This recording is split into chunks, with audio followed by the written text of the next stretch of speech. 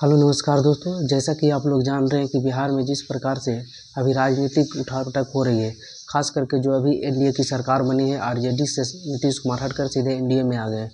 तो जिस प्रकार से अभी लोकसभा का चुनाव साल 2024 में है और बस लोकसभा के चुनाव में 2 से 3 महीना का समय बचा है, तो अब देखने वाली बात ये होगी कि जिस प्रकार से जेडीयू ने बीजेपी के साथ मिलकर गठबंधन बनाया है, तो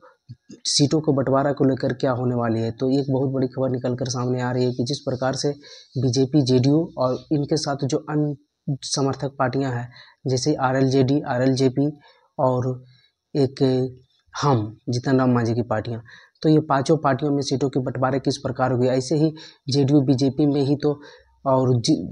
एलजेपी जो साल 2019 में थी, उसमें ही लेकर सीटों के बंटवारे को लेकर माथापेची हो गई थी। लेकिन इस बार तो और 5 पार्टियां हैं और बीजेपी की तैयारी अकेले लड़ने की चल रही थी और छोटे छोटे गठबंधन दलों को साथ में लेकर। लेकिन जिस प्रकार से नीतीश कुमार का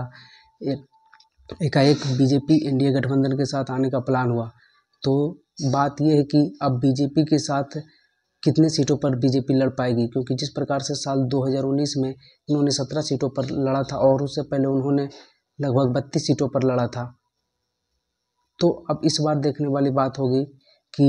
जेडीयू, बीजेपी और उनके सहयोगी दल कितने सीटों पर लड़ेगी। तो खबर निकलकर सामने ये आ रही है दिल्ली से कि बीजेपी फिर से 1 सीट बढ़ाकर यानी 18 सीट पर लड़ेगी और जेडीयू भी अपने 1 सीट बढ़ाकर 18 सीट पर। आपको बता दें कि साल 2019 में दोनों 17-17 सीटों पर लड़ी थी और बीजेपी 17 सीटों पर जीत हासिल की थी और जेडीयू 16 पर। तो बीजेपी 18, जेडीयू 18 और बाकी जो बचे 4 सीट हैं उस पर चिराग पासवान की पार्टी एलजेपी-आर लड़ेगी। जी हाँ, लेकिन उनके साथ ही और भी जो अन्य दल हैं, जैसे कि जीतन राम मांझी, उपेंद्र कुशवाहा और पशुपति कुमार की पारस की पार्टियां, तो खबर ये सामने निकल के आ रही है कि जो 18-18 सीटों पर होगा, उनमें से एक पशुपति कुमार पारस को सेटल करेंगे और बाकी एक जो 18 सीट, जैसे मान लिया जाए जदयू 18 सीट है तो उसमें वो हो सकता है वो पशुपति कुमार पारस को सेट कर ले और बीजेपी हो सकता है जीतन राम मांझी और उपेंद्र कुशवाहा को सेट कर ले। तो खबरें सामने निकल कर ये आ रही है कि उपेंद्र कुशवाहा, जीतन राम मांझी और पशुपति कुमार पारस के लिए एक एक सीट अपने अपने तरफ से ये दोनों बड़े दल दे सकते हैं। तो और जैसे ही खबर आगे अब आती है तो हम आप लोग को बताएंगे। चलिए हमारे वीडियो पर बने रहें।